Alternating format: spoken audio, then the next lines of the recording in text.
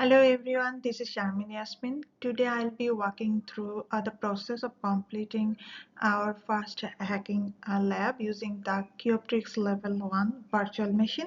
The demonstration focuses on understanding vulnerability analysis, identifying weakness in outdated services, and ultimately gaining administrative level access in a controlled ethical hacking environment. To begin, I initially set up lab environment and identified the IP address of the Cubtrix machine. Once the target system was located, I used a vulnerability scanning tool to enumerate the services running to the device. The scan revealed the version of the Shamba service installed on Cubtrix, which is known to certain publicly documented security flaws. So after identifying the Shamba version, which is 2.2.1a, I researched the associated vulnerability using reputable security advisory sources. These sources provide information about known exploits affecting that version of Shamba. In the lab environment, I reviewed one of these proof of concept exploit to understand how attackers take advantages of memory um, handling weakness in outdated services. Then I transferred the proof of concept code into my Kali environment and compiled it.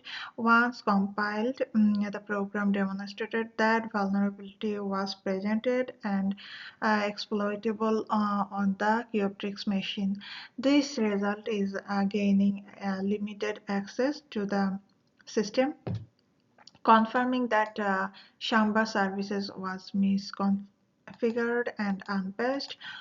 With these initial findings, I've processed to demonstrated privileges escalation. The goal was to show how an attacker could move from basic access to full administrative control. After verifying that I was operating outside temporary directories, I created a new user account and assigned it root level privileges. This step illustrates how privilege escalation enables complete system compromise when uh, proper security controls are not in place. By the end of the um,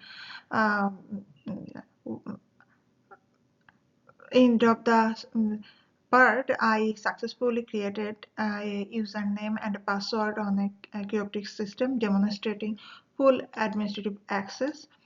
Within the control lab environment, this lab reinforces the importance of patch management, secure configurations, and continuous monitoring to prevent attackers from exploit similar vulnerabilities in real-world system. To categorize these threats, I used a visual taxonomy that groups cyber attack based on their characteristics, techniques, and objectives.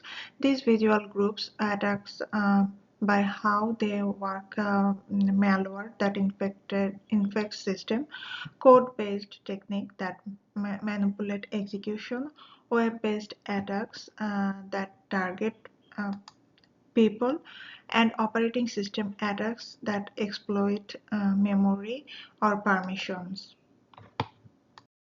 On this slide, I am highlighting the key step we use to reduce the risk of these attacks, especially privilege escalation threats. And the idea is to limit access through least privilege, keep an eye on system activity with regular auditing and monitoring, and stay protected by applying patch management. We also strengthened security with solid access control, proper network segmentation, and ongoing user training. Finally, multi-factor authentication adds an extra layer of defense. Although these measures help the organization stay secure and reduce the chance of privilege escalation attacks, as long as we remain vigilant and proactive. On this slide, I am giving a quick overview of major attack types. First, buffer overflow happens when a program gets more data than it can handle, which can let an attacker run their own code.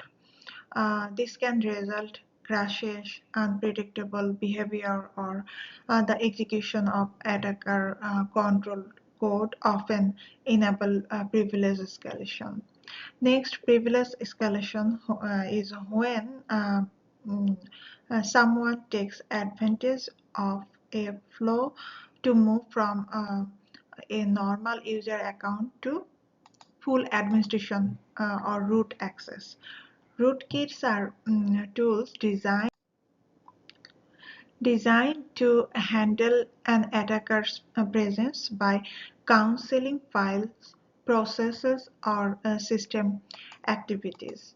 Rootkit can appear in different forms, including memory corruption, um, vertical or horizontal privilege escalation type, and even kernel level versions that operate with the highest system privileges.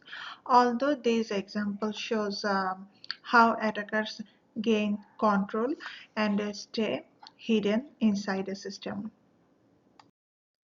Trojans are programs that pretend to be legitimate, so user will install them, and once they are running, they can steal data, create backdoors, or give attackers more remote access. Backdoors are hidden entry points that bypass normal authentication, allowing someone to get into a system without being detected.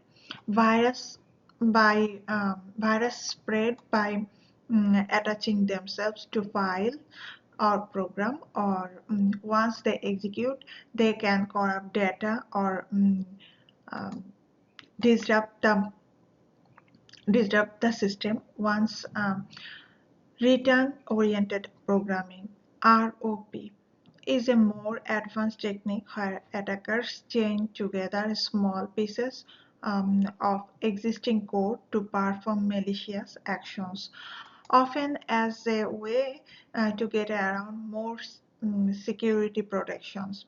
Altogether, these examples show how attackers trick users, bypass controls, spread malware, and even manipulate low-level code execution.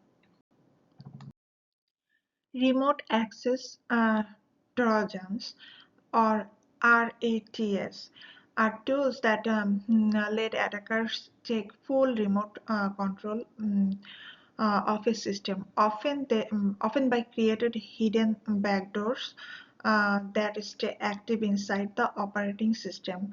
File infrastructure malware spread by attaching itself to executable files. So every time those files run, the infection is spread and can corrupt data or change system behavior.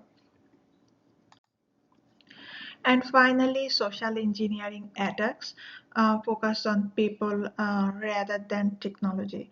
Attackers trick users into giving up sensitive information or performing risky action, or phishing being one of the most common examples.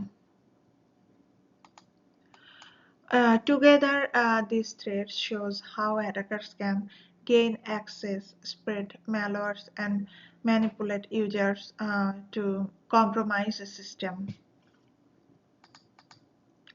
Thank you, everyone.